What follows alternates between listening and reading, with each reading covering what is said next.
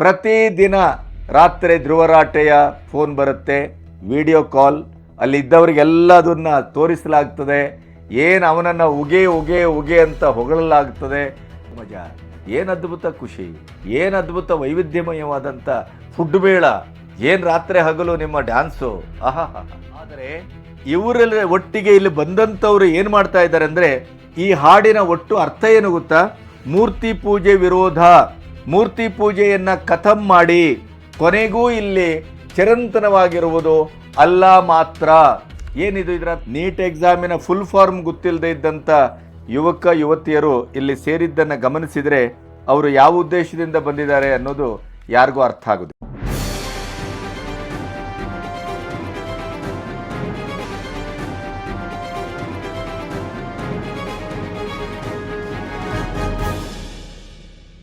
ನಮಸ್ತೆ, B Ganapati news ಚಾನಲ್ಗೆ ಸ್ವಾಗತ.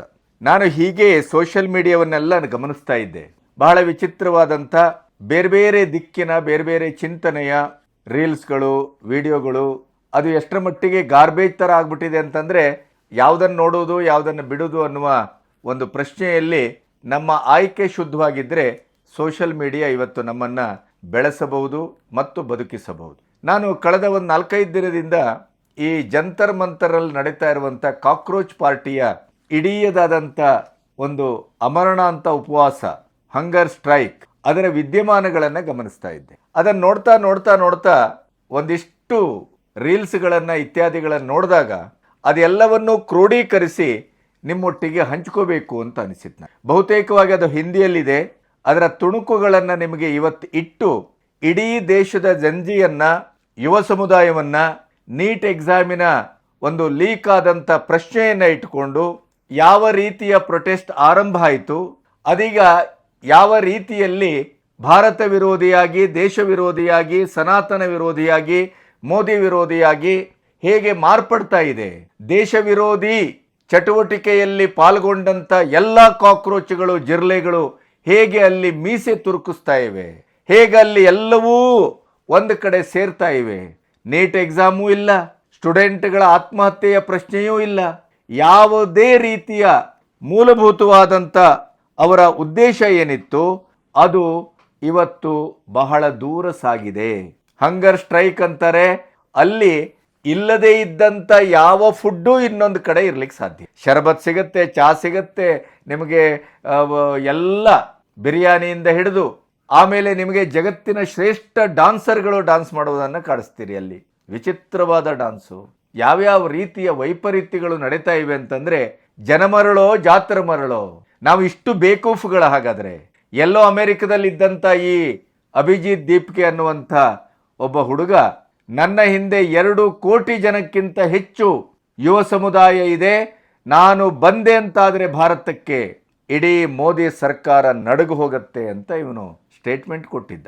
ನನ್ನನ್ನು ಏರ್ಪೋರ್ಟಲ್ಲಿ ಬಂಧಿಸಬಹುದು ಅನ್ನುವಂಥ ಒಂದು ಪ್ರಪಗಾಂಡವನ್ನು ಕೂಡ ಆರಂಭ ಮಾಡಿದ್ದ. ಈ ದೇಶದ ಆಡಳಿತವೋ, ಅಮಿತ್ ಶಾನೋ ಅಥವಾ ಗೃಹ ಇಲಾಖೆಯೋ ಇವನಷ್ಟು ಷಂಡತನದಿಂದ, ಮೊಂಡತನದಿಂದ, ದೂರದರ್ಶತ್ವ ಇಲ್ಲದೇನೆ ಕೂತ್ಕೊಂಡಂಥ ಒಂದು ವ್ಯವಸ್ಥೆ ಅಲ್ಲ ಅನ್ನೋದು ಈಗ ಅರ್ಥ ಆಗ್ತಾ ಇದೆ. ಅವನ ಅಜೆಂಡವೇ ಅದಿತ್ತು. ನಾನು ಇಳಿತೇನೆ, ಇಳಿದ ತಕ್ಷಣ ನನ್ನನ್ನು ಬಂಧಿಸ್ತಾರೆ, ಬಂಧಿಸಿದ ತಕ್ಷಣ ನಾನು ವೀರಾವೇಶದಿಂದ ಜೈಲಿಗೆ ಹೋಗ್ತೇನೆ, ಆವಾಗ ಅದು ಇಡೀದಾಗಿ ದೇಶಾದ್ಯಂತ ಕಾಳ್ಗಿಚ್ಚಿನಾಗಿ ಹರಡ್ತದೆ.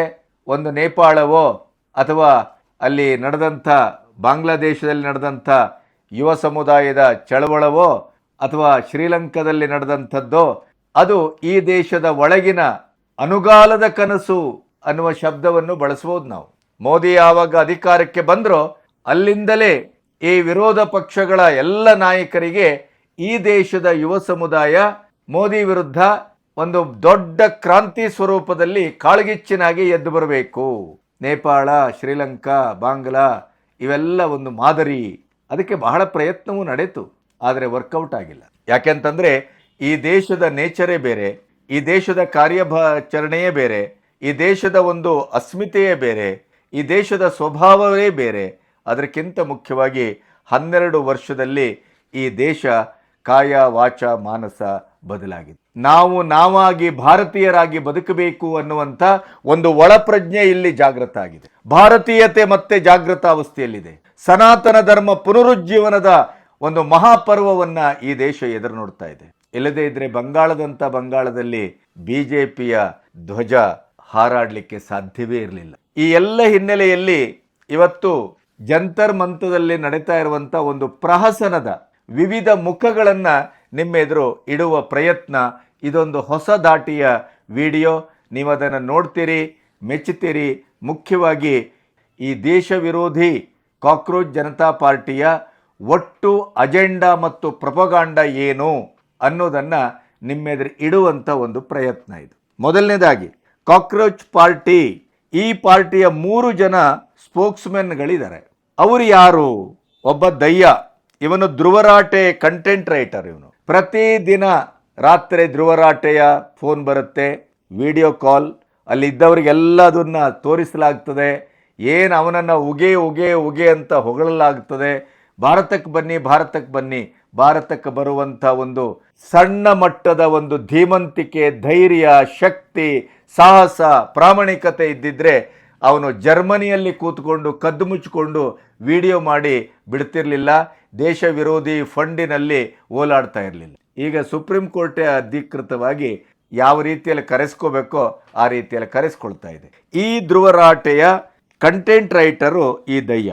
ನಿಮಗೆ ಗೊತ್ತಿದೆ, ಇತ್ತೀಚೆಗೆ ರಾಮನ ಬಗ್ಗೆ ಅವನು ಮಾಂಸಾಹಾರಿ ಅನ್ನುವಂಥ ಕಂಟೆಂಟನ್ನು ಧ್ರುವರಾಟೆಗೆ ಕೊಟ್ಟು ಧ್ರುವರಾಟೆ ಆ ರೀತಿಯಲ್ಲಿ ಮಾತಾಡಿ ಈಗ ಸುಪ್ರೀಂ ಕೋರ್ಟಿನ ಕೆಂಗಣ್ಣಿಗೆ ಗುರಿಯಾದದ್ದು ಈಗ ವಸ್ತುಸ್ಥಿತಿ. ಇನ್ನು ಸೌರವ್ ದಾಸ್, ಇವನು ಉಮರ್ ಖಾಲಿದ್ನ ಭಕ್ತ. ದೇಶ ವಿರೋಧಿ ಚಟುವಟಿಕೆಯಲ್ಲಿ ತೊಡಗಿಕೊಂಡು JNU ಒಳಗಡೆನೆ ಭಾರತ ವಿರೋಧಿ ಒಂದು ಪ್ರಕ್ರಿಯೆಯ ಮೂಲಕ ರೆಡ್ ಎಂಡ್ ಆಗಿ ಸಿಕ್ಕಾಕೊಂಡಂತ ಉಮರ್ ಖಾಲಿದ್, ಅವನು ಕಾಶ್ಮೀರ ಭಾರತದಲ್ಲ ಅನ್ನುವಂಥ ಒಂದು ಘೋಷಣೆಯನ್ನ ಕೂಗದ ಅರುಂಧತಿ ರಾಯ್ ಸಂತತಿ. ಇವನು ಬಹಳವಾಗಿ ಮೆಚ್ಚಿಕೊಳ್ಳುವ, ತನ್ನ ನಾಯಕನಾಗಿ ಸ್ಫೂರ್ತಿಯಾಗಿ ಸ್ವೀಕರಿಸಿದಂಥ ಈ ಸೌರವ್ ದಾಸ್ 2ನೇ ಸ್ಪೋಕ್ಸ್ಮ್ಯಾನ್ ಕಾಕ್ರೋಚ್ ಜನತಾ ಪಾರ್ಟಿಗೆ. ಇನ್ನು 3ರವನು ಅಶುತೋಷ್, ಏಪ್ರಿಲ್ 24, 2026, ಇವನು ಕೇಜ್ರಿವಾಲ್ ಮನೀಶ್ ಸಿಸೋಡಿಯಾ ಗ್ಯಾಂಗ್ನ ಮೆಂಬರ್. ಇವನು ಎಂಥ ಮನುಷ್ಯ ಅನ್ನೋದನ್ನು ಈ ಡೇಟ್ ವೈಸ್ ಅವನನ್ನು ಸರ್ಚ್ ಮಾಡಿದ್ರೆ ನಿಮಗೆ ಗೊತ್ತಾಗುತ್ತೆ. ಇನ್ನು ಅಭಿಜಿತ್ ದೀಪ್ಗೆ ಎಂಥ ನಾಟಕದ ಅಭಿನಯ ಚತುರ ಅಂತಂದರೆ, ಅವನು ಒಟ್ಟಾರೆ ಅವನಿಗೆ ಏನಾಗಬೇಕು ಅಂತಂದರೆ, ಪೊಲೀಸರು ನನ್ನ ಮೇಲೆ ದಾಳಿ ಮಾಡಿದರು, ಪೊಲೀಸರು ನನ್ನ ಮೇಲೆ ಹೆರಾಸ್ ಮಾಡಿದರು, ಪೊಲೀಸರ ದಂಡ ನಮ್ಮ ಮೇಲೆ ಪ್ರಯೋಗ ಆಗ್ತಾ ಇದೆ, ಠಾಣೆ ಶಾಹಿ, ಹಿಟ್ಲರ್ಗಿರಿ, ಈ ಥರದ ಆಡಳಿತ ಭಾರತದಲ್ಲಿ ನಡೀತಾ ಇದೆ ಅನ್ನೋದನ್ನು ಒಂದು ಪ್ರೊಪಗಾಂಡದ ರೀತಿಯಲ್ಲಿ ವಿಶ್ವಕ್ಕೆ ಅದನ್ನು ತೋರಿಸಬೇಕು. ಆ ಮೂಲಕ ನಮ್ಮ ಯುವ ಸಮುದಾಯವನ್ನು, ಜೆನ್ಜಿಯನ್ನು ಪ್ರವೋಕ್ ಮಾಡಬೇಕು. ಕಾಲಿಗೆ ಬೀಳ್ತಾನೆ, ನಾಚಿಕೆಗೇಡ್ತಾನ, ಆ ಪೊಲೀಸರು ಕಾಲನ್ನು ಹಿಂದೆ ಎಳಿತಾರೆ, ಅವರು ಇವನನ್ನು ಎತ್ತಲಿಕ್ಕೆ ಕೈಯನ್ನು ಕುತ್ತಿಗೆ ಹತ್ರ ತರ್ತಾರೆ, ಹೊಡೆಬಿಡಿ ಅಂತ ಇವನು ನಾಟಕವನ್ನು ಮಾಡ್ತಾನೆ. ನಾವಿವತ್ತು ಸೋಷಿಯಲ್ ಮೀಡಿಯಾದಲ್ಲಿದ್ದೇವೆ, ತಾಂತ್ರಿಕ ಆವಿಷ್ಕಾರದಲ್ಲಿದ್ದೇವೆ, ಕ್ಯಾಮರಾ ಕಣ್ಣನ್ನು ತಪ್ಪಿಸ್ಕೊಳ್ಳಿಕ್ಕೆ ಸಾಧ್ಯವಿಲ್ಲ. ಮಿಸ್ಟರ್ ಅಭಿಜಿತ್ ದೀಪ್ಗೆ, ನಿಮ್ಮ ನಾಟಕ ಇಡೀ ಪ್ರಪಂಚದೆದುರು ಬೆತ್ತಲಾಗಿದೆ. ಕಾನೂನು ಪ್ರಕಾರ ಇವರೆಲ್ಲ ಧರಣಿ ಪ್ರತಿಭಟನೆ ಮಾಡಬೇಕು. ಆದರೆ ವಾಂಗ್ಚುಕ್ ಕಳೆದ ಎಷ್ಟು ದಿನದಿಂದ ಅಮರನಾಥ ಉಪವಾಸ ಕೈಗೊಂಡಿದ್ದಾರೆ ಗೊತ್ತು ನಿಮಗೆ. ಇನ್ನೊಂದು ವಿಡಿಯೋವು ಬರ್ತಾ ಇದೆ ಇದರ ಬಗ್ಗೆ. ಇದೇ ವಾಂಗ್ಚುಕ್ ಎದುರು ಉಪವಾಸ ಸತ್ಯಾಗ್ರಹ ಮಾಡಿ ಮಲ್ಕೊಂಡಿದ್ದಾರೆ ನೋಡಿ. ಅವರ ಎದುರು ಎಂಥ ರಣಭೀಕರವಾದಂಥ ಡಾನ್ಸ್ ನಡೀತಾ ಇದೆ ಅನ್ನೋದನ್ನು ನೀವು ನೋಡಬೇಕು. ಇವರಿಗೆ ಸಿವಿಕ್ ಸೆನ್ಸ್ ಇಲ್ಲ, ಸಾಮಾನ್ಯ ಜ್ಞಾನ ಇಲ್ಲ ಅನ್ನೋದು ಇಲ್ಲಿ ಪ್ರತಿಭಟನೆಯನ್ನು ಮಜಾದ ರೂಪದಲ್ಲಿ ತೆಗೆದುಕೊಂಡಂಥ ಈ ಅಭಿಜಿತ್ ದೀಪ್ಗೆ ಸಂತಾನಕ್ಕೆ ಅರ್ಥ ಆಗಬೇಕು. ಅದರ ಜೊತೆ ಇವರು ಈ ವಾಂಗ್ಚುಕ್ ಈ ಜಂತರ್ ಮಂತರ್ಗೆ ಯಾಕೆ ಬಂದಿದ್ದಾರೆ ಅನ್ನೋದೇ ಇವತ್ತಿಗೂ ಪ್ರಶ್ನೆ, ಅದು ಬೇರೆ.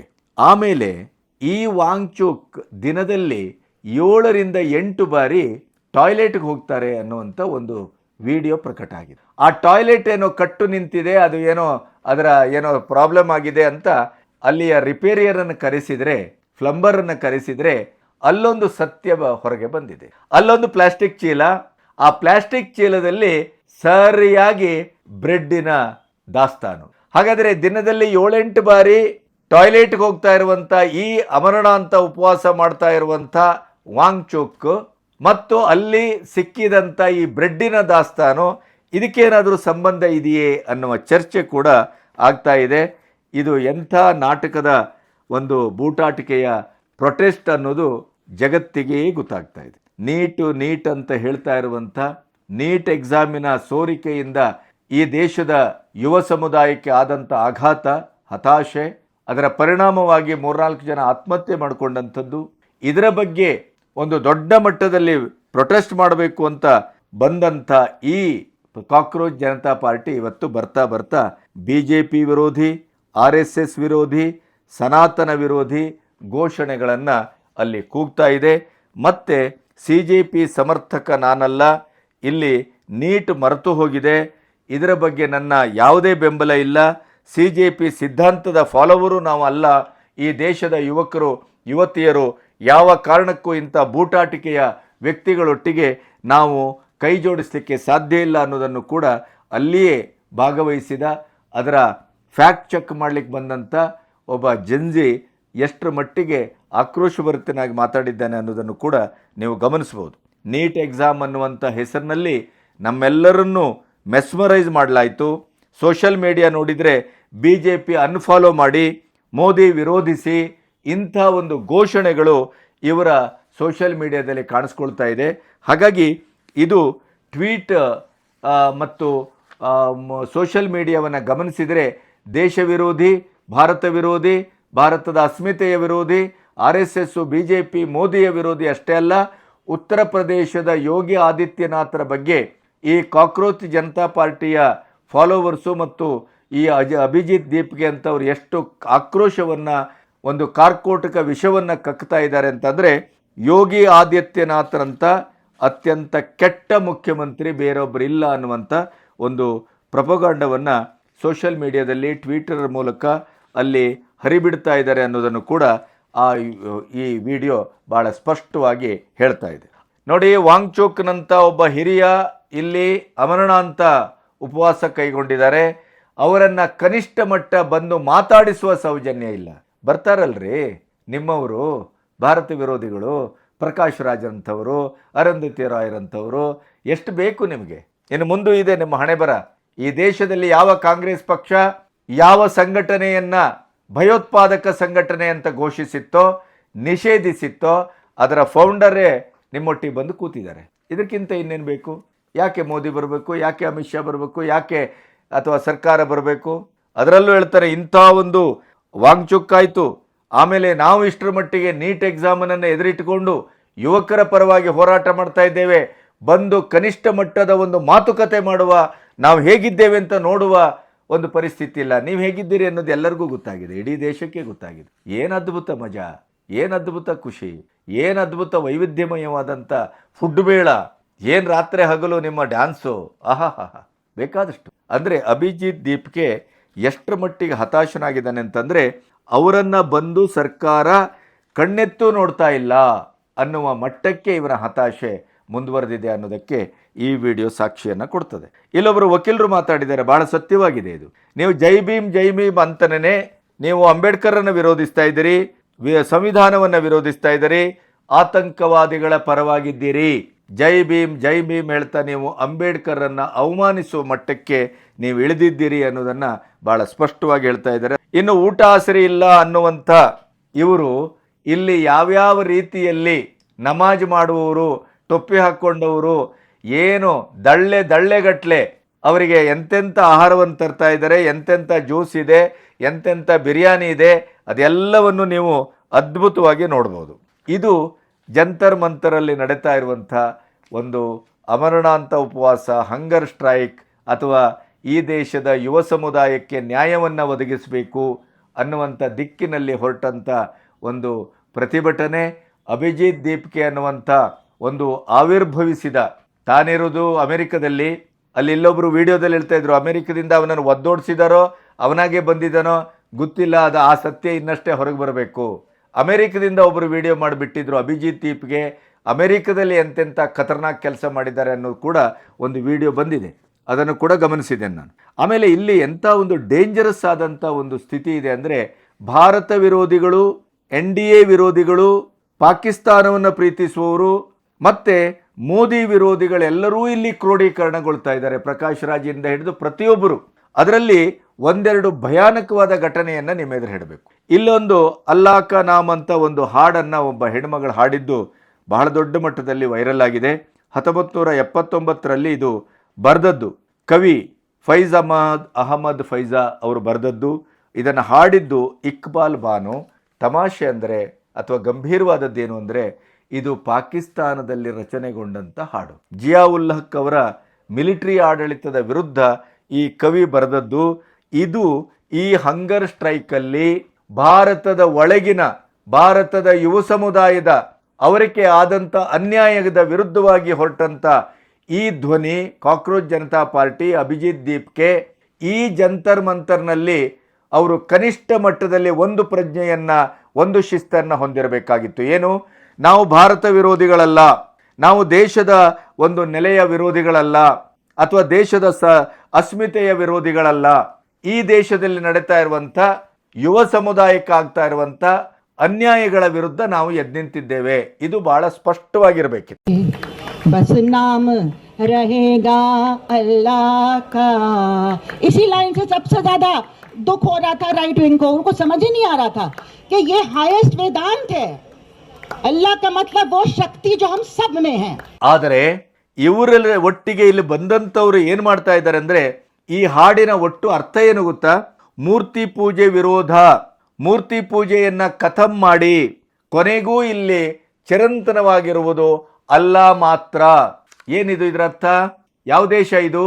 47ರಲ್ಲಿ ಸ್ವಾತಂತ್ರ್ಯ ಬಂತಲ್ಲ, ಆಮೇಲೆ ನಮಗೆ ಪ್ರತ್ಯೇಕ ರಾಷ್ಟ್ರ ಬೇಕು ಅಂತ ಕೇಳಿದವರು ಯಾರು?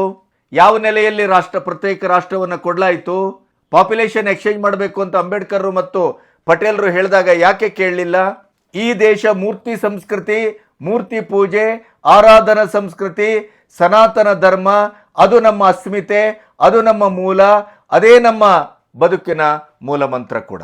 ಈ ದರಿದ್ರರು ಬಂದು ಇಲ್ಲಿ ಮೂರ್ತಿ ಪೂಜೆ ವಿರೋಧಿ, ನಿರೀಶ್ವರವಾದ, ಅಲ್ಲಾನೇ ಈ ಜಗತ್ತಿನ ಸರ್ವಸ್ವ ಅನ್ನುವಂಥ ಆ ಕವಿ ಫೈಜ್ ಅಹಮದ್ ಫೈಜಾ ಬರೆದಂಥ ಈ ಹಾಡನ್ನ ಇಲ್ಲಿ ಹಾಡ್ತಾರೆ ಅಂತಾದರೆ ಅದರ ಔಚಿತ್ಯ ಪ್ರಜ್ಞೆ ಏನು? ಇವರ ಉದ್ದೇಶ ಏನು? ಇವರು ಎಲ್ಲಿಗೆ ಹೊರಟಿದ್ದಾರೆ? ಇವರ ಇಡೀ ಪ್ರತಿಭಟನೆಯ ಆಶಯ ಏನು? ಇದನ್ನು ನಾವು ಅರ್ಥ ಮಾಡ್ಕೊಳ್ಳಿಕ್ಕೆ ಪ್ರಾಯಶಃ ಇದು ಒಂದು ವಿಡಿಯೋ ಸಾಕಾಗತ್ತೆ ಅಂತ ನಾನು ಅನಿಸ್ತೇನೆ. ಆಮೇಲೆ ಅಲ್ಲಿ ಹಂಗರ್ ಸ್ಟ್ರೈಕ್ ಅಂತಾರೆ, ಒಂದು ಅದ್ಭುತವಾದಂಥ ವಿಷನ್ ಇಟ್ಕೊಂಡು ಅವರು ಹೋರಾಟ ಮಾಡ್ತಾರೆ ಅಂತ ನಾವು ಭಾವಿಸಿದ್ದೆವು. ಈ ದೇಶದ ಯುವ ಸಮುದಾಯವನ್ನು ಪ್ರಾತಿನಿಧಿಕವಾಗಿ ರಕ್ಷಿಸಲಿಕ್ಕೆ ಈ ಹೋರಾಟ ಮುಂದುವರಿತಾ ಇದೆ, ಈ ಹೋರಾಟ ನಡೀತಾ ಇದೆ ಅಂತ ನಾವು ಭಾವಿಸಿದ್ದೆವು. ಆದರೆ ಇಲ್ಲಿ ಏನಾಗ್ತಾ ಇದೆ? ಸಂಪೂರ್ಣವಾಗಿ ದೇಶ ವಿರೋಧಿಗಳ ಒಂದು ಅಖಾಡ ಆಗ್ತಾ ಇದೆ. ಅಲ್ಲಾನ ಭಜನೆ ಆಗ್ತಾ ಇದೆ, ಪಾಕಿಸ್ತಾನದ ಭಜನೆ ಆಗ್ತಾ ಇದೆ. ಮೋದಿ ಮತ್ತು RSS ಈ ದೇಶದ ಅಸ್ಮಿತೆ, ಅದರ ವಿರುದ್ಧವಾಗಿ ಇಲ್ಲಿ ಧ್ವನಿ ಮೊಳಗ್ತಾ ಇದೆ. ಹಾಗಾದರೆ ಇದೇನು ಮಜಾ? ಶೆಡ್ ಹಾಕ್ಕೊಡ್ಬೇಕಂತೆ, ಮೊಬೈಲ್ ಟಾಯ್ಲೆಟ್ ಮಾಡ್ಕೊಡ್ಬೇಕಂತೆ, ಪೊಲೀಸರು ಮತ್ತು ಅಲ್ಲಿದ್ದವರು ಇವರಿಗೆ ಚಾಯವನ್ನು ಕೊಡಬೇಕಂತೆ. ಅಂದರೆ ಇವರು ಪರ್ಮನೆಂಟು ಇಲ್ಲಿ ಪ್ರತಿಭಟನೆ ಮಾಡಲಿಕ್ಕೆ ಹೊರಟಂಗೆ ಕಾಣುತ್ತೆ. ಹಾಗಾಗಿ ಇಲ್ಲಿ ಬ್ರಾಹ್ಮಣವಾದದ ವಿರುದ್ಧ, ಜಾತೀಯವಾದದ ವಿರುದ್ಧ, ದೇಶದ ವಿರುದ್ಧ ಈ ರೀತಿಯ ಒಂದು ಹೋರಾಟ ನಡೀತಾ ಇರೋದನ್ನು ಗಮನಿಸಿದರೆ ಈ ಹೋರಾಟ ಕೇವಲ ಯುವ ಸಮುದಾಯದ ಹೋರಾಟವಾಗಿ ಉಳಿದಿಲ್ಲ ಅನ್ನುವಂಥ ಸತ್ಯ 100ಕ್ಕೆ 100 ಈ ಎಲ್ಲ ದಾಖಲೆಗಳ ಮೂಲಕ ಹೊರಗೆ ಬರ್ತದೆ. ದಿನದಿಂದ ದಿನಕ್ಕೆ ಇಲ್ಲಿ ನಮಾಜ್ ಮಾಡುವವರ ಸಂಖ್ಯೆ ಹೆಚ್ಚಾಗ್ತಾ ಇರೋದನ್ನು ನೋಡಿದರೆ ಶಾಹೀನ್ ಬಾಗ್ 2.0 ಅನ್ನುವಂಥ ಒಂದು ಸಂದೇಹವನ್ನು ಇದು ಖಂಡಿತವಾಗಿಯೂ ತರ್ತಾ ಇದೆ. ನೀಟ್ ಎಕ್ಸಾಮಿನ ಫುಲ್ ಫಾರ್ಮ್ ಗೊತ್ತಿಲ್ಲದೆ ಇದ್ದಂಥ ಯುವಕ ಯುವತಿಯರು ಇಲ್ಲಿ ಸೇರಿದ್ದನ್ನು ಗಮನಿಸಿದರೆ ಅವರು ಯಾವ ಉದ್ದೇಶದಿಂದ ಬಂದಿದ್ದಾರೆ ಅನ್ನೋದು ಯಾರಿಗೂ ಅರ್ಥ ಆಗೋದಿಲ್ಲ. ಅದರ ಜೊತೆ ಇನ್ನೊಂದು ಭಯಾನಕವಾದಂಥ ಒಂದು ಸಂಗತಿ ಇಲ್ಲಿ ದಾಖಲಾಗಿದೆ. ಆತಂಕವಾದಿಗಳ ಕ್ರೋಢೀಕರಣ ಆಗ್ತಾ ಇದೆ. ಇದು ಎಲ್ಲಿಗೆ ಹೋಗಿ ಮುಟ್ತದೆ ಅಂತ ಗೊತ್ತಿಲ್ಲ. ಸೈಯದ್ ಕುಸೀಮ್ ರಸೂಲ್ ಇಲಿಯಾಸ್ ಇವನು ಉಮರ್ ಕಯ್ಯಾದನ ತಂದೆ. ಇವನು ಯಾರು ಅಂತಂದರೆ ಯಾವ ಕಾಂಗ್ರೆಸ್ ಸರ್ಕಾರದಲ್ಲಿ ಸಿಮಿ ಸಂಘಟನೆ, ಭಯೋತ್ಪಾದಕ ಸಂಘಟನೆ, ದೇಶ ವಿರೋಧಿ ಸಂಘಟನೆ, ಸಮಾಜದಲ್ಲಿ ವಿಕ್ಷಿಪ್ತತೆಯನ್ನ, ಅಶಾಂತಿಯನ್ನ ಹುಟ್ಟುಹಾಕುವಂಥ ಸಂಘಟನೆ ಅಂತ ನಿಷೇಧಿಸಿದ್ರೋ ಅದರ 4-5 ಫೌಂಡರ್ಗಳಲ್ಲಿ ಇವರು ಒಬ್ಬರು. ಈ ವ್ಯಕ್ತಿ ಸೈಯದ್ ಕುಸೀಮ್ ರಸೂಲ್ ಇಲಿಯಾಸ್ ಉಮರ್ ಕಯ್ಯಾದನ ಅಪ್ಪ ಅಷ್ಟೇ ಅಲ್ಲ, ನಿಷೇಧಿತ ಸಿಮಿ ಸಂಘಟನೆಯ ಸಂಸ್ಥಾಪಕರಲ್ಲಿ ಒಬ್ಬರು. ಇವರಿಗಿಲ್ಲೇನು ಕೆಲಸ?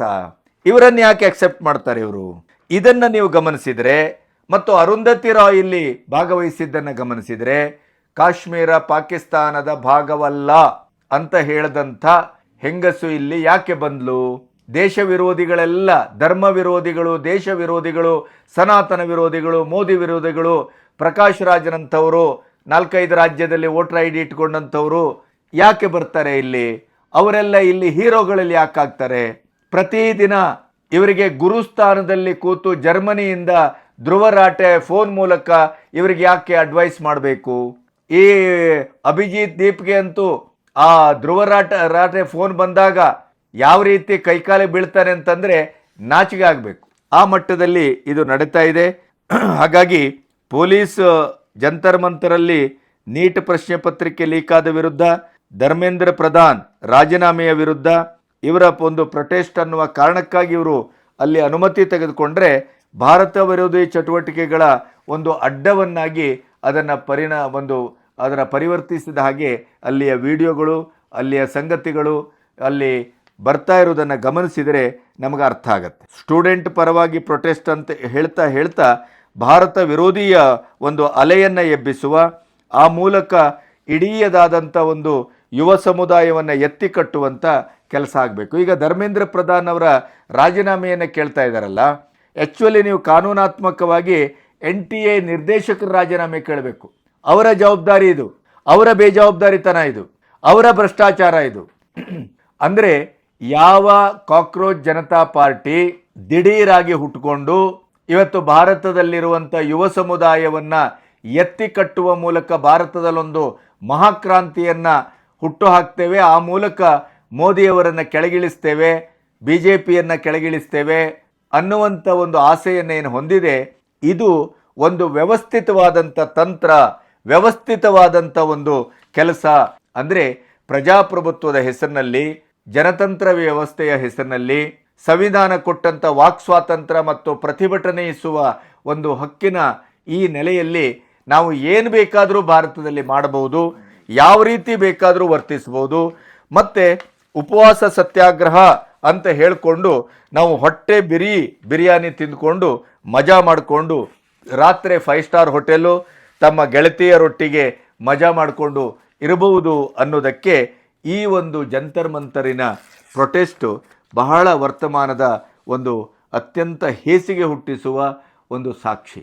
ಇದು ವಿದೇಶಗಳಲ್ಲಿ ಅಥವಾ ಪ್ರಪಂಚದಲ್ಲಿ ಯಾವ ರೀತಿ ವ್ಯಾಖ್ಯಾನ ಆಗ್ತಾ ಇದೆ ಅನ್ನೋದು ಎಡದ ವ್ಯಾಖ್ಯಾನ ಬೇರೆ, ಬಲದ ವ್ಯಾಖ್ಯಾನ ಬೇರೆ. ಭಾರತವನ್ನು ವಿರೋಧಿಸುವವರಿಗೆ ಇದೊಂದು ಮೃಷ್ಟಾನ್ನ ಭೋಜನ ಆಗಿರ್ಬೋದು, ಆದರೆ ಭಾರತವನ್ನು ಪ್ರೀತಿಸುವವರಿಗೆ ಇವರ ಹಕ್ಕಿಕತ್ತು ಅರ್ಥ ಆಗಲಿ ಅನ್ನುವ ಕಾರಣಕ್ಕಾಗಿ ಈ ವಿಡಿಯೋವನ್ನು ಮಾಡಿದ್ದೇನೆ. ಈ ದೇಶದಲ್ಲಿ ಒಂದು ಪ್ರತಿಭಟನೆಯನ್ನು ಕೂಡ ಹತ್ತಿಕ್ಕುವ ಕೆಲಸವನ್ನು ಈ ಸರ್ಕಾರ ಮಾಡ್ತಾ ಇಲ್ಲ. ಯಾಕೆಂತಂದರೆ ಅದು ಆ ಸರ್ಕಾರದ ಒಂದು ದೂರದರ್ಶಿತ್ವದ ಸಂಕೇತ ಅಂತ ನಾನು ಭಾವಿಸ್ತೇನೆ. ಇದೇ ಈಗ ಬೇರೆ ಯಾವುದಾದ್ರೂ ಸರ್ಕಾರ ಇದ್ದದ್ದೇ ಆಗಿದ್ದರೆ ಇಷ್ಟೊತ್ತಿಗೆ ಇವರನ್ನು ಎಳೆದು ತೆಗೆದುಕೊಂಡು ಹೋಗಿ ರಾಜಕಾಲುವೆಯಲ್ಲಿ ಬಿಸಾಡ್ತಾ ಇದ್ರು. ಯಾಕೆಂತಂದರೆ ಕಾನೂನನ್ನು, ಸಂವಿಧಾನವನ್ನು, ಜನತಂತ್ರ ವ್ಯವಸ್ಥೆಯ ಎಲ್ಲ ಆಶಯವನ್ನು ಇವರು ಗಾಳಿಗೆ ತೂರಿದ್ದಾರೆ. ಅದು ನಿಮಗೆಲ್ಲ ಈ ವಿಡಿಯೋಗಳಲ್ಲಿ ನೀವು ನೋಡಿದಾಗ ಅದರ ಅರ್ಥ ಆಗುತ್ತೆ ನಿಮಗೆ. ಆದರೆ ಬಹುಶಃ ಕೇಂದ್ರ ಸರ್ಕಾರ, ದಿಲ್ಲಿ ಸರ್ಕಾರ, ಇವರ ಹಣೆ ಬರಹ ಇಡೀ ರಾಜ್ಯದ, ವಿಶ್ವದ ಜನರ ಎದುರು ಬೆತ್ತಲುಗೊಳ್ಳಲಿ, ಆಮೇಲೆ ಅದನ್ನು ನೋಡ್ಕೊಳ್ಳೋಣ ಅನ್ನುವ ಕಾರಣಕ್ಕಾಗಿ ಮೌನ ವಹಿಸಿದೆ ಅಂತ ನಾನು ಭಾವಿಸ್ತೇನೆ. ಸತ್ಯ ಯಾವಾಗಲೂ ಸತ್ಯವೇ, ಸತ್ಯಮೇವ ಜಯತೆ. ನೀವು ಇಂಥದ್ದನ್ನೆಲ್ಲ ಈ ರೀತಿಯ ನಾಟಕ, ಪ್ರಹಸನ, ನೋ, ನೆವರ್, ಸಾಧ್ಯವೇ ಇಲ್ಲ. ನೋಡಿ, ಅಲ್ಲಿದ್ದ ಹುಡುಗರಿಗೆ ಅರ್ಥ ಆಗಿದೆ, ಅದು ಯುವ ಸಮುದಾಯಕ್ಕೆ ಅರ್ಥ ಆಗಿದೆ, ದೇಶಕ್ಕೂ ಅರ್ಥ ಆಗ್ತಾ ಇದೆ. ಈ ವಿಡಿಯೋದ ಬಗ್ಗೆ ನಿಮ್ಮ ಪ್ರತಿಕ್ರಿಯೆಯನ್ನು ದಯವಿಟ್ಟು ದಾಖಲಿಸಿ. ನಿಮಗೇನು ಅನ್ನಿಸ್ತದೆ ಅನ್ನೋದನ್ನು ಹೇಳಿ. ನನ್ನ ಈ ವಿಡಿಯೋವನ್ನು ಹೆಚ್ಚೆಚ್ಚು ಶೇರ್ ಮಾಡಿ. ಯಾಕೆಂದರೆ ಹಾಡೇ ಹಗಲು ಜನರ ದಿಕ್ಕನ್ನು ತಪ್ಪಿಸಲಾಗ್ತಾ ಇದೆ, ಭಾರತಕ್ಕೆ ಮೋಸ ಮಾಡಲಾಗ್ತಾ ಇದೆ. ಭಾರತದ ಯುವ ಜನತೆಯನ್ನು ಬಳಸ್ಕೊಂಡು ತಮ್ಮ ರಾಜಕೀಯದ ಅಜೆಂಡವನ್ನು ಇಲ್ಲಿ ಈಡೇರಿಸಿಕೊಳ್ಳಲಾಗ್ತಾ ಇದೆ.